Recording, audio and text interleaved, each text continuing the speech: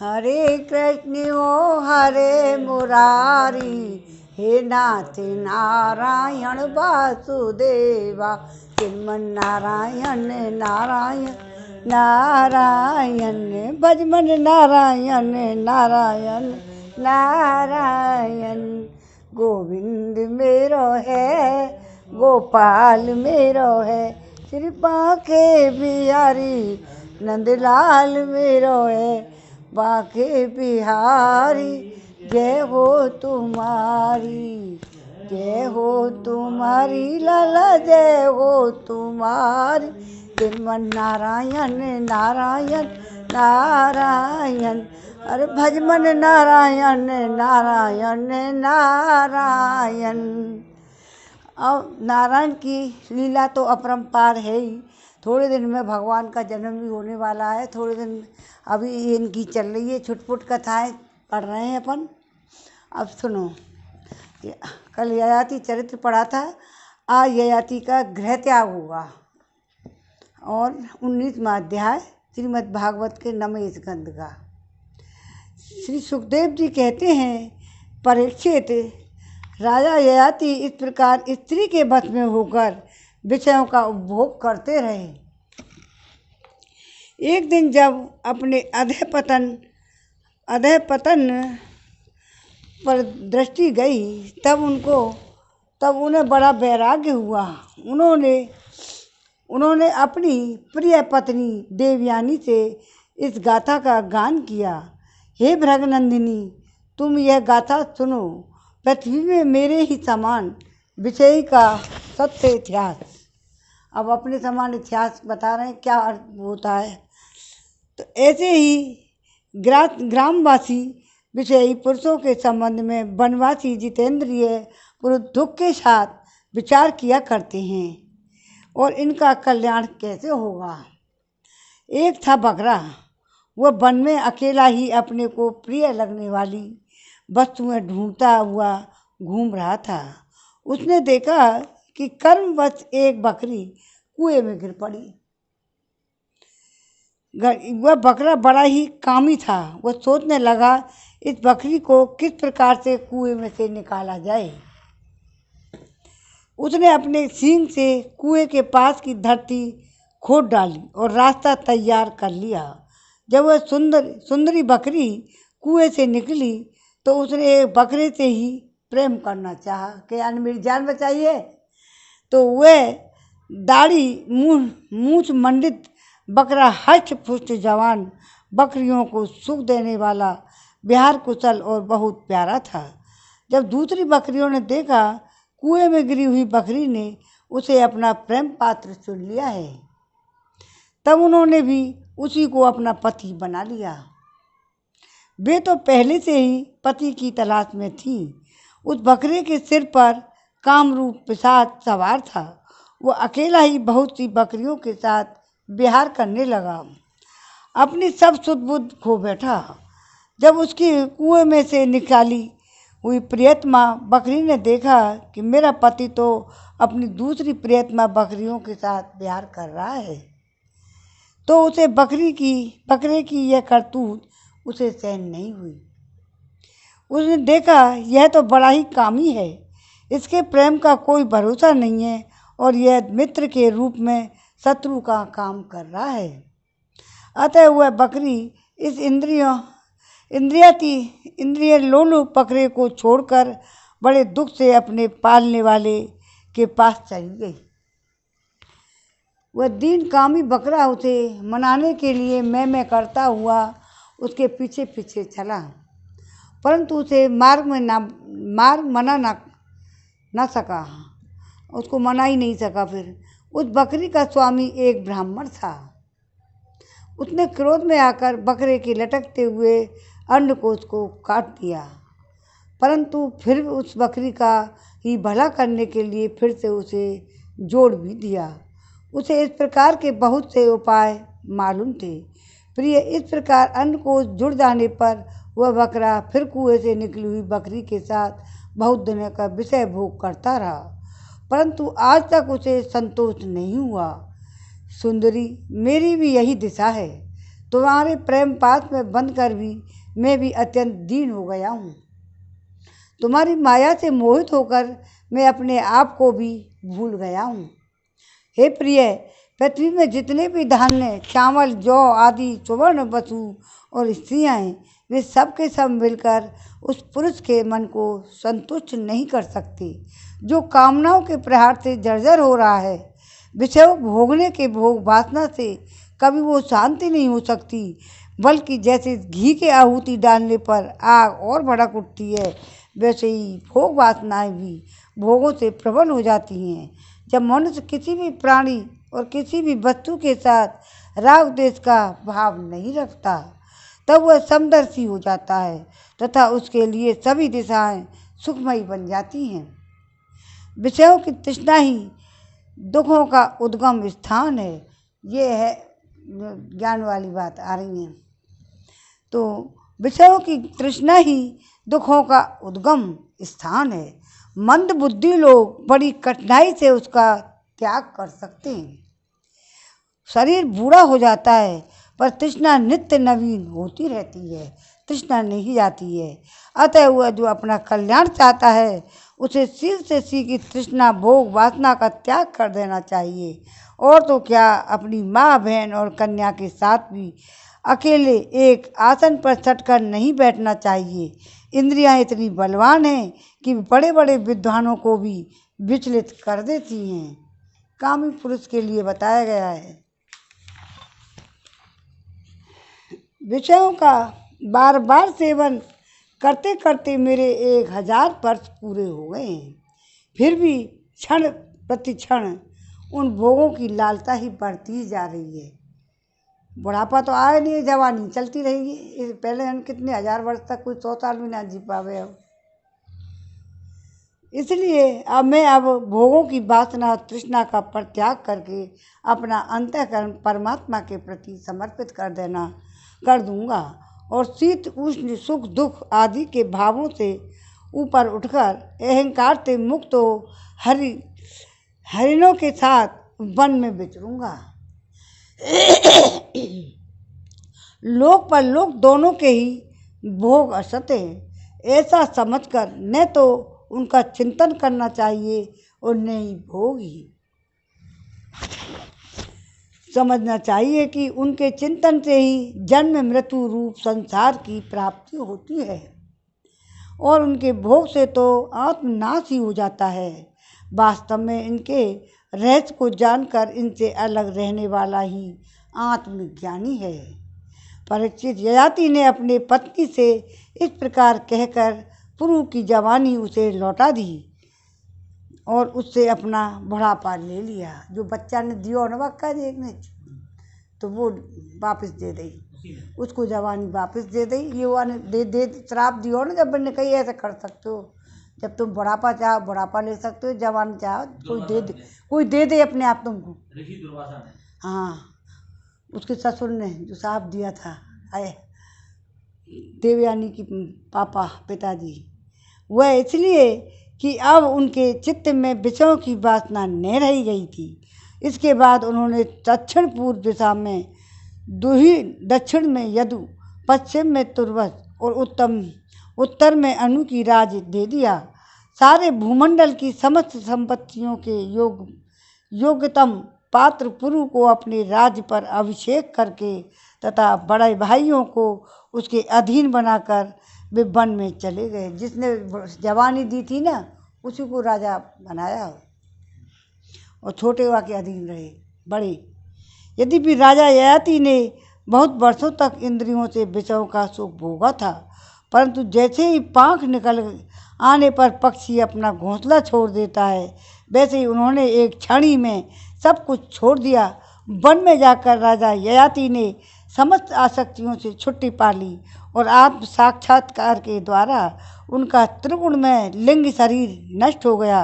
उन्होंने माया मल से रहित परम ब्रह्म परमात्मा वासुदेव में मिलकर वह भागवती गति प्राप्त की जो बड़े बड़े भगवान के प्रेमी संतों को जो प्राप्त होती है।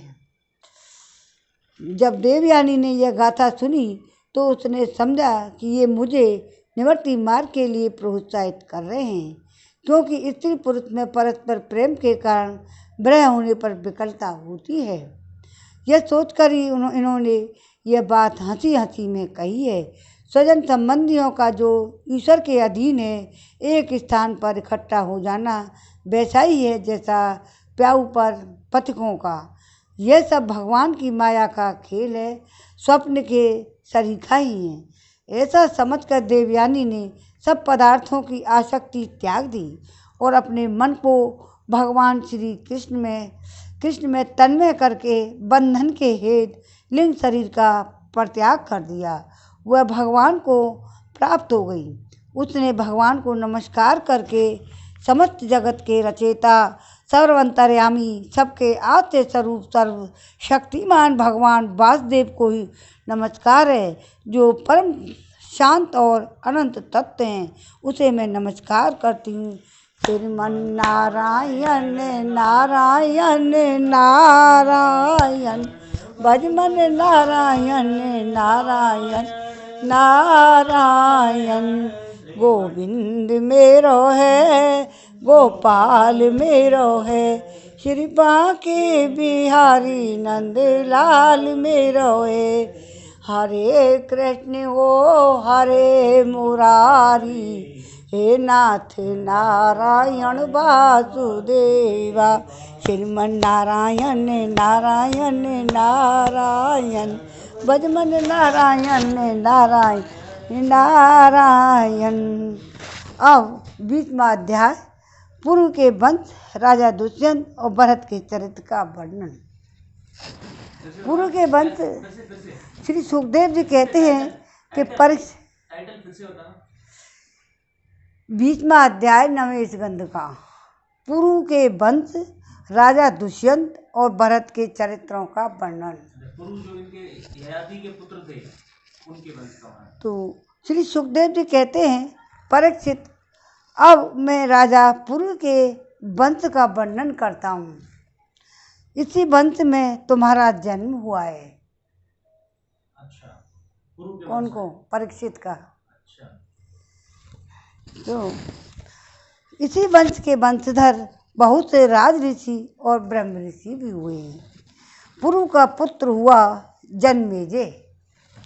अब वहाँ आएंगे लाइन पे। अब अपन जन्मेजय, और जन्मेजय का प्रचिनवान, और प्रचिनवान का प्रवीर का नमस्यु, और नमस्यु का पुत्र हुआ चारुपद।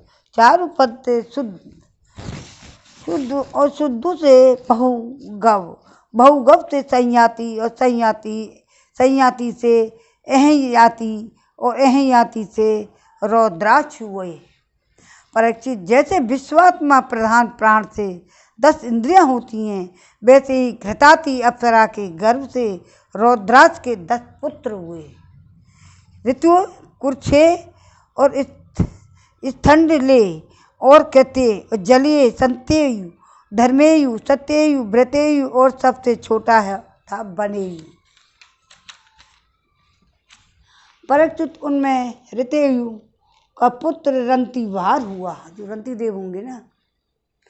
जो रंतिवार के 3 पुत्र हुए, सुमति, ध्रुव और अप्रतिरथ। अप्रतिरथ के पुत्र का नाम था कांडु। कांड का पुत्र मेधातिथि हुआ। इस मेधातिथि से प्रकंड आदि ब्राह्मण उत्पन्न हुए। और सुमति का पुत्र रैम्य हुआ, और इसी रैम्य का पुत्र था कौन? दुष्यंत, जो शकुंतला उनकी पत्नी बनी। एक बार दुष्यंत वन में अपने कुछ सैनिकों के साथ शिकार खेलने के लिए गए। उधर ही वे कर्ण मुनि के आश्रम पर जा पहुँचे। तो उस आश्रम पर देव माया के समान मरवर एक स्त्री बैठी हुई थी। उसको उसकी लक्ष्मी के समान अंग कांति से वह आश्रम जरा जगमगा रहा था। उस सुंदरी को देखते ही दुष्यंत मोहित हो गए। उससे बातचीत करने लगे। उसको देखने में उनको बड़ा आनंद मिला और उनके मन में काम वासना जागृत हो गई।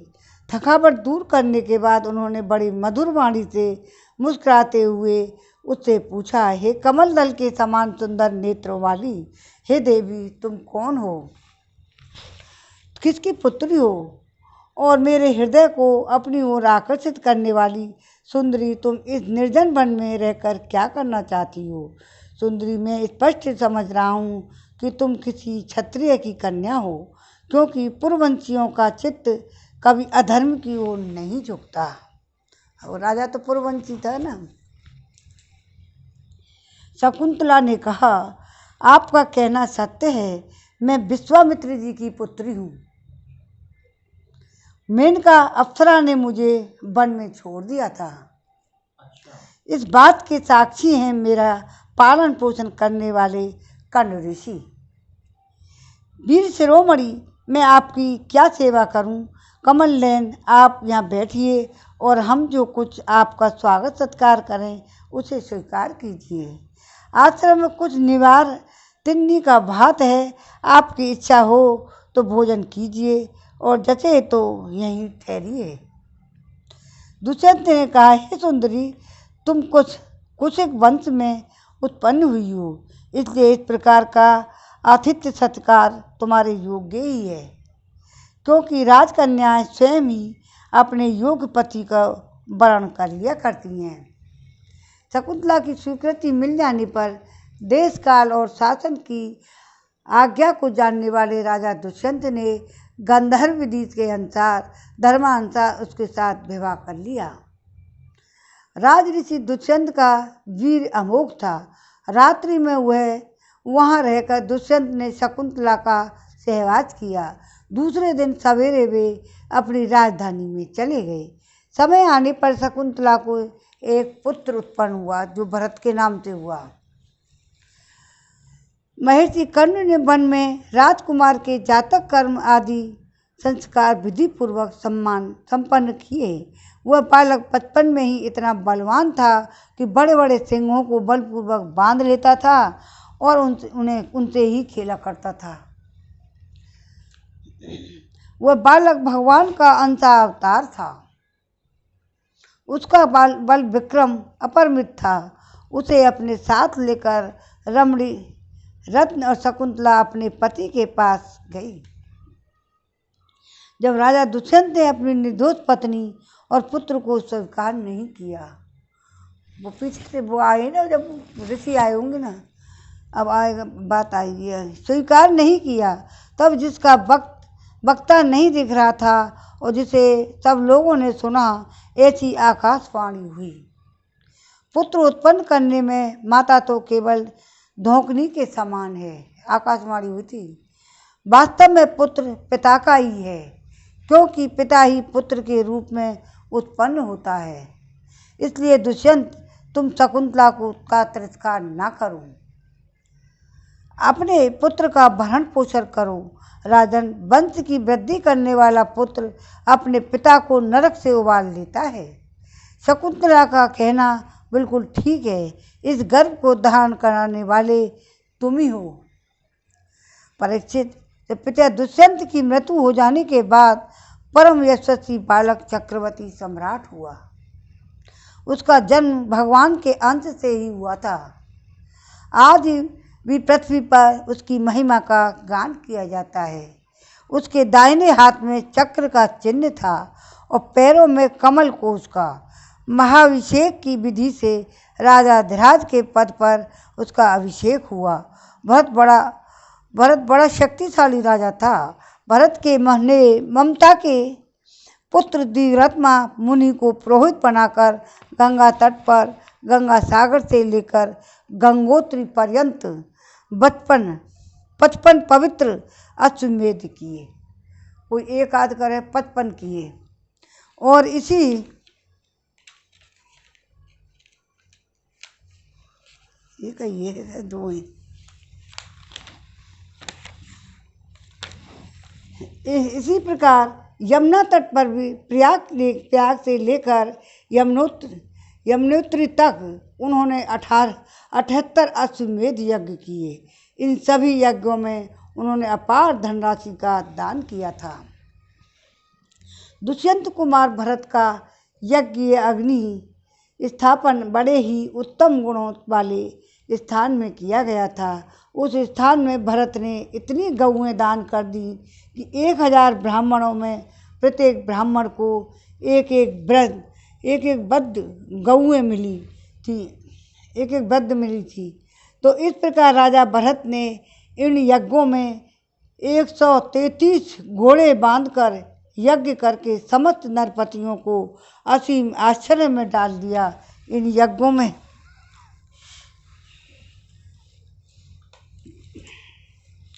इन यज्ञों के द्वारा इस लोक में तो राजा भरत को परम यश मिला ही, अंत में उन्होंने माया पर भी विजय प्राप्त की।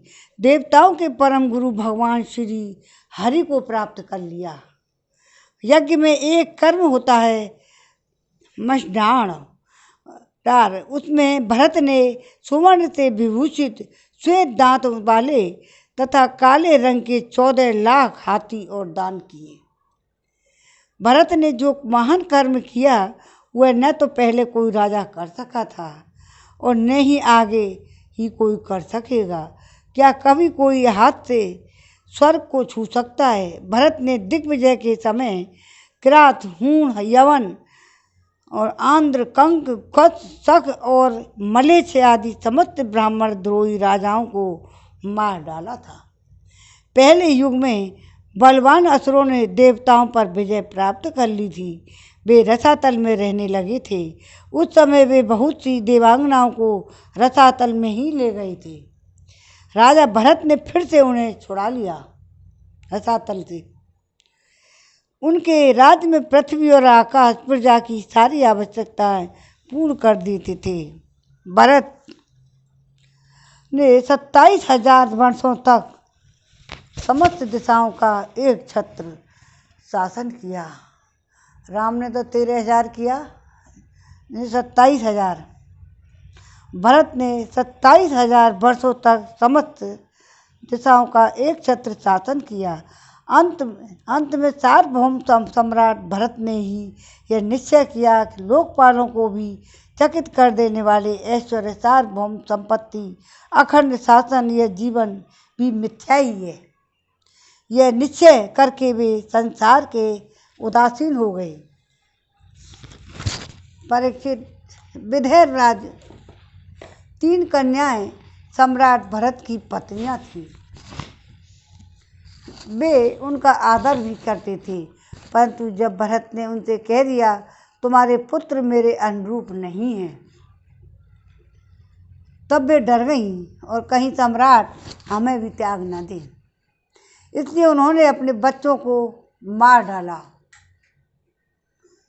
इस प्रकार सम्राट भरत का वंश वित्थत अर्थात विच्छिन्न होने लगा। तब उन्होंने संतान के लिए मरुत्सोम नाम का यज्ञ किया। इससे मरुदगणों ने प्रसन्न होकर भरत को भरद्वाज नाम का पुत्र दिया। कुछ दिन के नहीं होंगे, जब मार दिया बेकार परेशान करेंगे। भरद्वाज को उत्पत्ति का प्रसंग यह है कि एक बार बृहस्पति जी ने अपने भाई उतथ्य को गर्भवती पत्नी से मैथुन करना चाहा। उस समय गर्भ में जो बालक दीर्घतमा था उसने मना किया, किंतु बृहस्पति जी ने उसकी बात पर ध्यान नहीं दिया। उसे तू अंधा हो जा यह शाप देकर बलपूर्वक गर्भाधान कर दिया। उतथ्य की पत्नी ममता इस बात से डर गई कहीं मेरे पति मेरा त्याग ना कर दें, इसलिए उसने बृहस्पति जी के द्वारा होने वाले लड़के को त्याग देना ही चाहा। उस समय देवताओं ने गर्भस्थ इस शिशु के नाम का निवर्चन करते हुए यह कहा। बृहस्पति जी कहते हैं कि अरे मूढ़े, ये मेरा औरस और मेरे भाई का क्षेत्रज, इस प्रकार दोनों का पुत्र ध्वज है, इसलिए तू डर मत, इसका भरण पोषण कर।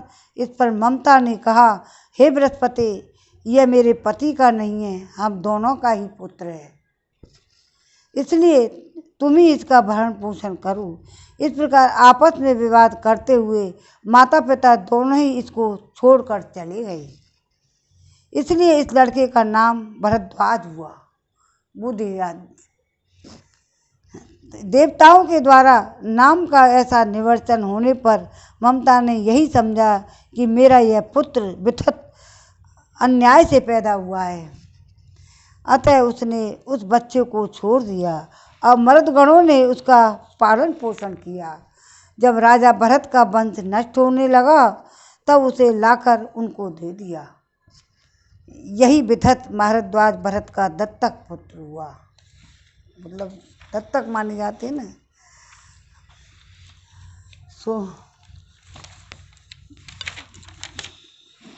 ब्राह्म यही ब्राह्म हो रहा। अब यह 21वां अध्याय।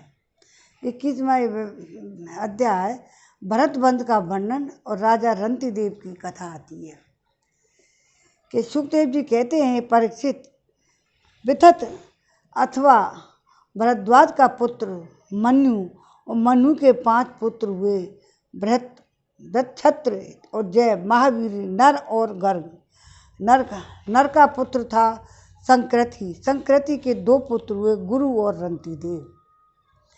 परीक्षित, रंतिदेव का निर्मल यश इस लोक और परलोक में सब जगह गाया जाता है। रंतिदेव आकाश के समान बिना उद्योग के देववंश प्राप्त वस्तु का उपभोग करते और दिनों दिन उनकी पूंजी घटती जाती थी। जो कुछ मिल जाता उसे भी वे दान में दे डालते। भूखे रहते, वे संग्रह परग्रह ममता से रहित बड़े धैर्यशाली थे और अपने कुटुंब के साथ दुख भोग रहे थे। एक बार तो लगातार 48 दिन ऐसे बीत गए, उन्हें पानी तक पीने को ना मिला।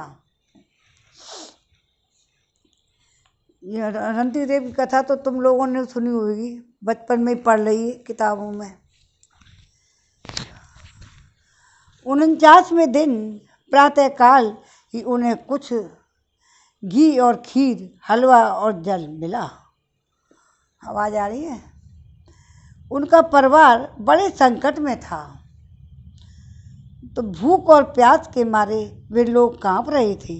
परंतु जो ही उन लोगों ने भोजन करना चाहा, तो ही एक ब्राह्मण अतिथि के रूप में आ गया। रंतिदेव सब में श्री भगवान के ही दर्शन करते थे, अतः उन्होंने बड़ी श्रद्धा से आदरपूर्वक उसी अन्न में से ब्राह्मण को भोजन कराया। ब्राह्मण देवता भोजन करके चले गए। परीक्षित, अब बचे हुए अन्न को रंतिदेव ने आपस में बांट लिया और भोजन करना चाहा। उसी समय एक और शूद्र अतिथि आ गया। रंतिदेव ने भगवान का स्मरण करते हुए उसे बचे हुए अन्न में से भी कुछ भाग शूद्र के रूप में आए अतिथि को खिला दिया। जब शूद्र खा पी कर चला गया, तब कुत्तों को लिए एक और अतिथि आया।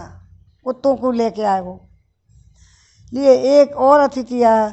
उसने कहा, राजन, मैं और मेरे ये कुत्ते बहुत भूखे हैं, हमें कुछ खाने को दीजिए। रंतिदेव ने अत्यंत आदर भाव से जो कुछ बच रहा सब उसे दे दिया और भगवान में होकर उन्होंने कुत्ते और कुत्तों के स्वामी के रूप में आए भगवान को नमस्कार किया। अब केवल जल ही बच रहा था, वह भी केवल एक मनुष्य के पीने भर का था।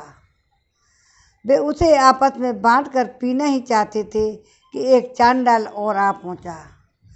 उसने कहा, मैं अत्यंत नीच हूँ, मुझे जल में पिला दीजिए। चांडाल की वह करुणापूर्ण वाणी सुन के, जिसके उच्चारण में भी वह अत्यंत कष्ट पा रहा था, सुनकर रंतिदेव दया से अत्यंत संतप्त हो उठे और वे अमृत में वचन कहने लगे, मैं भगवान से 8 सिद्धियों से युक्त परम गति नहीं चाहता, और तो क्या मैं मोक्ष की भी कामना नहीं करता। मैं चाहता हूँ तो केवल यही कि मैं संपूर्ण प्राणियों के हृदय में स्थित हो जाऊँ, उनका सारा दुख मैं ही सहन करूं, इससे और किसी भी प्राणी को दुख न हो। यह दीन प्राणी जल पी करके जीना चाहता था। जल देने से उसके जीवन की रक्षा हो गई। अब मेरी भूख, प्यास की पीड़ा, शरीर की शिथिलता, दीनता, ग्लानि, शोक, त्रिषाद और मोह सबके सब जाते रहे। मैं सुखी हो गया। अब इस प्रकार कहकर रंतिदेव ने बचा हुआ जल भी उस चांडाल को दे दिया। यद्यपि जल के बिना वे स्वयं भी मर रहे थे, फिर भी स्वभाव से ही उनका हृदय इतना करुणापूर्ण था कि वे अपने को रोक न सके। उनके धैर्य की भी कोई सीमा है। परीक्षित, ये अतिथि वास्तव में भगवान की रची हुई माया ही होगी। माया ही विभिन्न रूप थे। परीक्षा हो गई। भगवान परीक्षा लेने आए थे और परीक्षा पूरी हो जाने पर अपने भक्तों की अभिलाषा पूर्ण करने वाले त्रिभुवन स्वामी ब्रह्मा, विष्णु और महेश तीनों उनके सामने प्रकट हो गए थे। वही आए थे तीनों, ब्रह्मा, विष्णु, महेश। रंतिदेव ने उनके चरणों में नमस्कार किया। उन्हें कुछ लेना तो था ही नहीं। भगवान की कृपा से वे आसक्ति और स्पृहा से भी रहित हो गए और परम प्रेम में भक्ति भाव से अपने मन को भगवान वासुदेव में तन्मय कर दिया। कुछ भी मांगा नहीं। परीक्षित, उन्हें भगवान के सिवा किसी भी वस्तु की इच्छा तो थी ही नहीं। उन्होंने अपने मन की पूर्ण रूप से भगवान में लगा दिया। इसलिए त्रिगुणमयी माया जागने पर स्वप्न दृश्य के समान नष्ट हो गई। रंतिदेव के अनुयायी भी उनके संग के प्रभाव से योगी हो गए। सब भगवान के ही आश्रित परम भक्त बन गए। मनुपुत्र गर्ग से शनि और शनि से गार्ग्य का जन्म हुआ। यद्यपि गार्ग्य क्षत्रिय था, फिर भी उससे ब्राह्मण वंश चला। ये अब इनकी कथा आएगी। महावीर का पुत्र था दुरुदभय। दुरुदक्षय के 3 पुत्र हुए, त्रियाराणी, कवि और पुष्कराणी। वे तीनों ब्राह्मण हो गए। वृक्षत्र का पुत्र हुआ हस्ती। उसी ने हस्तिनापुर बसाया। हमारी लाइन पे पहुँचेंगे कुरुवंश और पांडवों की।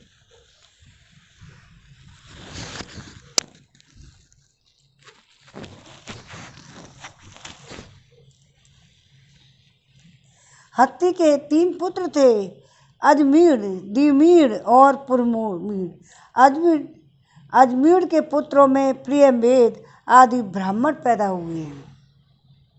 इन्हीं अजमीर के पुत्र का नाम था बृहदिश। बृहदिश का पुत्र हुआ बृहधुन। बृहधुन का पुत्र भृतकाय और भृतकाय का जयद्रथ हुआ। जयद्रथ का पुत्र हुआ विशद और विशद का सेनजित। जयद्रथ का वध हुआ था ना, ये कोई जयद्रथ है। सेनजित। 4 पुत्र हुए, रुचराक्ष, तृणहानु, काश्य और वत्स। रुचराक्ष का पुत्र पार था और पार का पृथुसेन। पार के दूसरे पुत्र का नाम नीप था। उसके 100 पुत्र थे। इसी नीप ने छाया और सुख की कन्या कृत्यु से विवाह किया। उससे ब्रह्मदत्त नामक पुत्र उत्पन्न हुआ। ब्रह्मदत्त बड़ा योगी था। उसने अपनी पत्नी सरस्वती के गर्भ से विधवकृसेन और नामक एक पुत्र पैदा हुआ। इसी विश्वकृसेन से जैगीसुर के उपदेश से योग शास्त्र की रचना की। विधवकृसेन का पुत्र था उदकस्वन और उदकस्वन का भल्लाद। ये सब ब्रह्मदत्त के वंशज हुए। द्युम्न का पुत्र था यवीनर का कृतिमान का सत्यधृति का दृढ़नेम और दृढ़नेम का पुत्र सुपार्श हुआ। सुपार्श से सुमति और सुमति से संतिमान और संतिमान से कृति का जन्म हुआ। उससे हिरण्यानाभ से योग विद्या प्राप्त की थी और प्राच्य साम नामक ऋचाओं को 6 संहिताएं कही थी। कृति का पुत्र नीप था। नीप का उग्रायुध का क्षेम्य और क्षेम्य का सुवीर और सुवीर का पुत्र था रिपुंजय का पुत्र था बहुरथ। दुमीड़ के भाई पुरमीड़ को कोई संतान न हुई। अजमीर की दूसरी पत्नी का नाम था नलिनी। उसके गर्भ से नील का जन्म हुआ। नील का शांति, शांति का सुशांति, सुशांति का पुरुष और पुरुष का अर्क और अर्क का पुत्र हुआ भरम्यास। भरम्यास के 5 पुत्र हुए, मुदगल, यविनर, ब्रह्मदिश, कामिपत्न और संचय। ब्रह्मार्ष ने कहा, ये मेरे पुत्र 5 देशों का शासन करने में समर्थ और पंच अलम हैं, इसलिए ये पांचाल नाम से प्रसिद्ध हुए। इनमें मोदगल नामक एक ब्राह्मण गोत्र की उत्पत्ति हुई। ये मुदगल कहलाते हैं ना आजकल। तो भरम्यास के पुत्र मुदगल से यमज जुड़वा संतान हुई। उनमें पुत्र का नाम था देवोदास और कन्या का अहिल्या। अहिल्या का विवाह महर्षि गौतम से हुआ। गौतम के पुत्र हुए शतानंद। शतानंद का पुत्र सत्यधति था और वह धनुष विद्या में अत्यंत निपुण था। सत्यधति के पुत्र का नाम था शरधान। एक दिन उर्वशी को देखने से शरधान का वीर मूंज के झाड़ में गिर पड़ा। उससे एक शुभ लक्षण वाले पुत्री का जन्म हुआ। महाराज शंतनु की उसी पर दृष्टि पड़ गई, क्योंकि वे उधर उधर शिकार खेलने के लिए गए थे। उधर उन्होंने दयावश दोनों को उठा लिया। उनमें जो पुत्र था उसका नाम था कृपाचार्य। हाँ, वो गिरा था ना मूंज के झाड़। दोबारा बताऊं? पुत्र का नाम था शरधान। एक दिन उर्वशी को देखने से शरधान का वीर मूंज के झाड़ पर गिर पड़ा। उससे एक शुभ लक्षण वाले पुत्र और पुत्री का जन्म हुआ। महाराज शंतनु की उस पर दृष्टि पड़ गई, और क्योंकि वे उधर शिकार खेलने के लिए गए हुए थे, उन्होंने दयावश दोनों को उठा लिया। उनमें जो पुत्र था उसका नाम कृपाचार्य हुआ और जो कन्या थी उसका नाम कृपी हुआ। यही कृपी द्रोणाचार्य की पत्नी हुई। तो 21वें अध्याय का विराम हो गया। श्रीमन नारायण नारायण नारायण, भजमन नारायण नारायण नारायण। आरती हो जाए।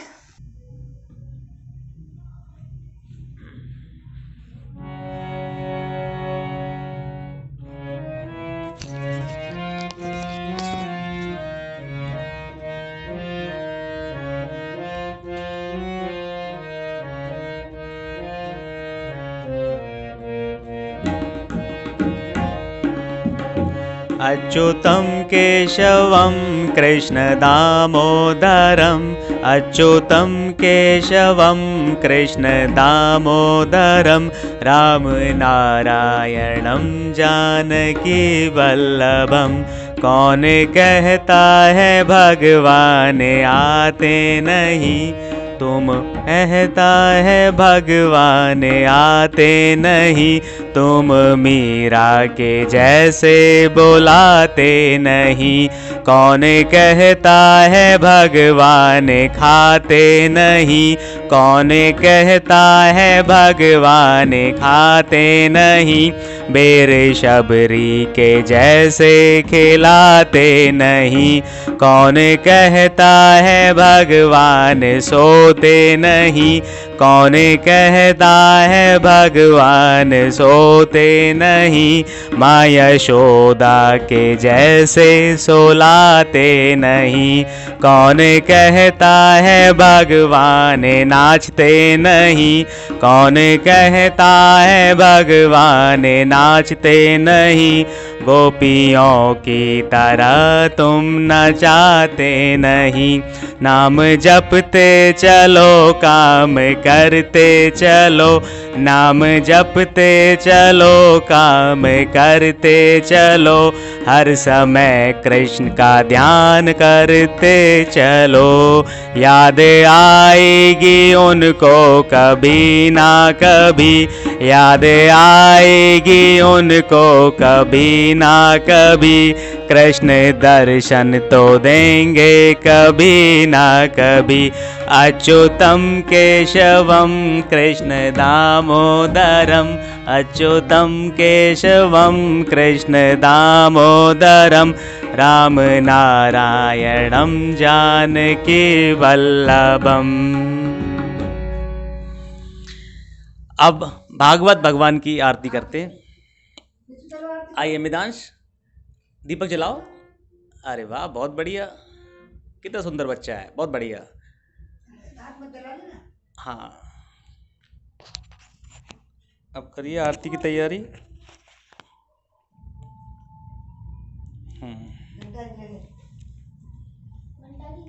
रेडी है सरगम? नहीं, आप तो ढोलक पर है ना। मेरे लिए नहीं, मैं तो गाऊंगा, दादी करेंगी, आप मजीदा करिए स्टार्ट।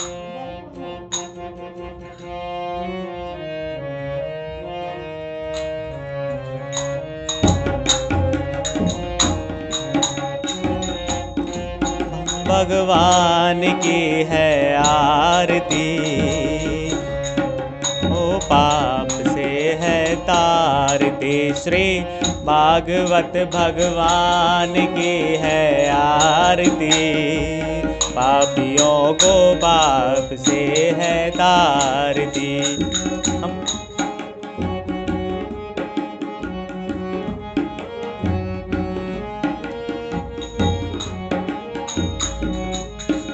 ये अमर ग्रंथ, ये मुख्य ग्रंथ, ये पंचम वेद निराला, नव ज्योति जगाने वाला गान।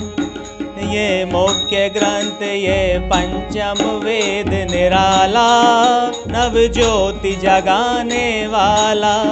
हरि गान यही, वरदान यही, जग की मंगल की आरती।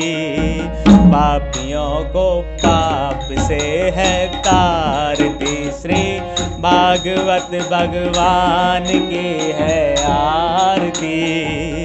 पापियों को पाप से है तारती।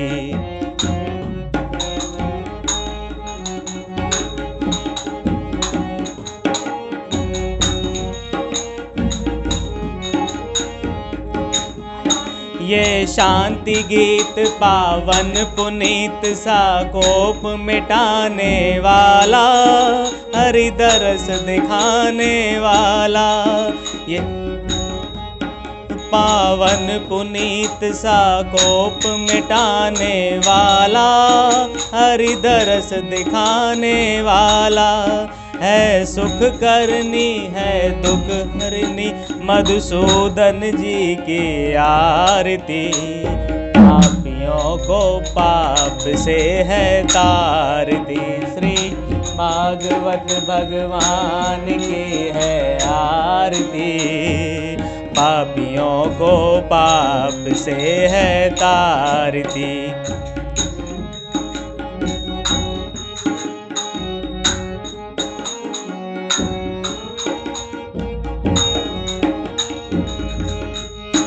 ये मधुर बोल जग फंद खोल, सन्मार्ग दिखाने वाला, बिगड़ी को बनाने वाला। ये मधुर बोल जग बंद खोल, सन्मार्ग दिखाने वाला, बिगड़ी को बनाने वाला। श्री राम यही, घनश्याम यही, प्रभु की महिमा की आरती। पापियों को पाप से है तारती, श्री भागवत भगवान की है आरती। पापियों को पाप से है तारती, श्री भागवत भगवान की है आरती। पापियों को पाप से है तारती। ओम नमो भगवते वासुदेवाय। आज के आनंद की जय। जय श्री राधे। राधे राधे। धन्यवाद आप लोगों की संगत के लिए। सरगम और यामिनी।